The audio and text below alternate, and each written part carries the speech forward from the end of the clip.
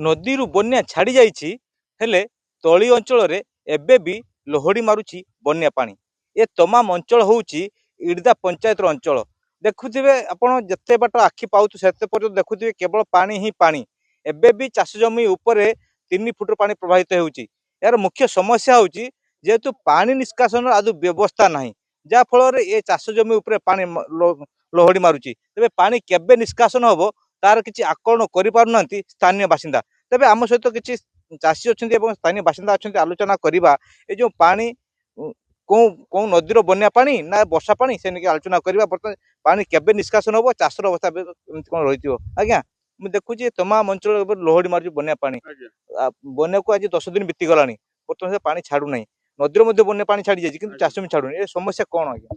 समस्या आपनकर एटा पानी अब निष्कासन हेइ पान टोटल। एठी गुटे पुल आपन रास्ता रे छिडा हिचंती, एठी गुटे पुलर आवश्यकता। मैं आरडी वाला को एबे नुहे 5 वर्ष आगुरु भी कहिथिले गोटेटा पुल हेने एपटर पानी सेपटू पळेबो, क्लियर हो जिवो। से माने हमर कथा ए पर्यंत सुनी ही नाहंती टोटल। एठी गमनागमन पाई जति असुविधा, चाष जमी आपन भी देखुछन चाष जमी सब बुड़ी छि। चाष केही वर्ष भी होउ नाही, चाष बन्यार बुड़ी के रहउछु। पानी छाड़ी गला पर 15-20 दिन आपनकर पानी रहउछि एठी।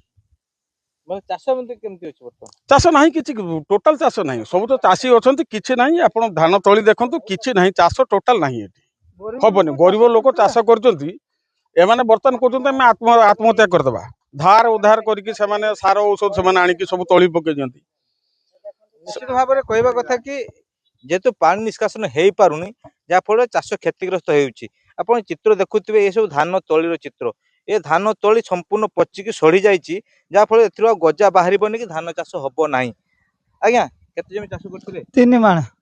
3 माण चाष करथिली। आ एबे तो बुड़ी की नाही, आ से चाष पूरा मरिछि। आ कोन करिया, हम तो गरीब लोक धार उधार करिकि सार फार आनिथिले। आ गरीब लोक चाष करथिले भी 3 माण सब धुई की चाली गला। कोन करिया, एठी तो पानी निष्कासन पाई जागा नाही। एठी तो पानी रास्ता ऊपर छिड़ा हलानी। एठी ब्रिज मागला को ब्रिज दो नांती सरकार, आम कथा टिके सुनु नांती। आ कोन करिया, नेता को कहिथिले? नेता को भी कहिथिले, समस्त को आगे डाकुछु आमे, आमको टिके साहाय्य दियंतु।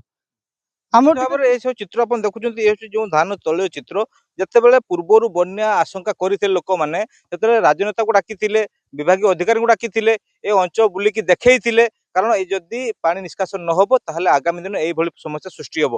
किंतु प्रशासनिक अधिकारी आसिले, नेता मंत्री आसिले, देखिले, स्थिति अनुधान कले, तापर से ये घर को चलीगले। किंतु ए अंचल कथा कौन आलोचना कले ना कि दृष्टि को देले ना, जार प्रतिफलित होउछि एही धान चित्र। तबे आगो को जब एभली समस्या न हो से दाबी कर तुरंत ए जगार जो लंगलेश्वर जो इड़दा रास्ता रही रास्ता पर निहत गोटे बड़ धरण ब्रिज हो बा कलवर्ट हो निर्माण करने दाबी कर। आज्ञा कौन कहे?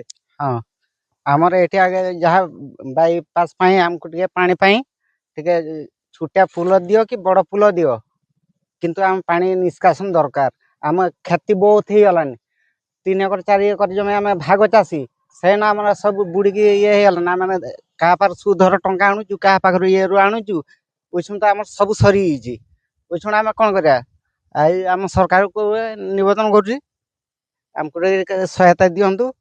निश्चित भाव में ए अंचल अधिकांश लोक होचंती भाग चाषी। भाग चाष कले तांकर परिवार चले।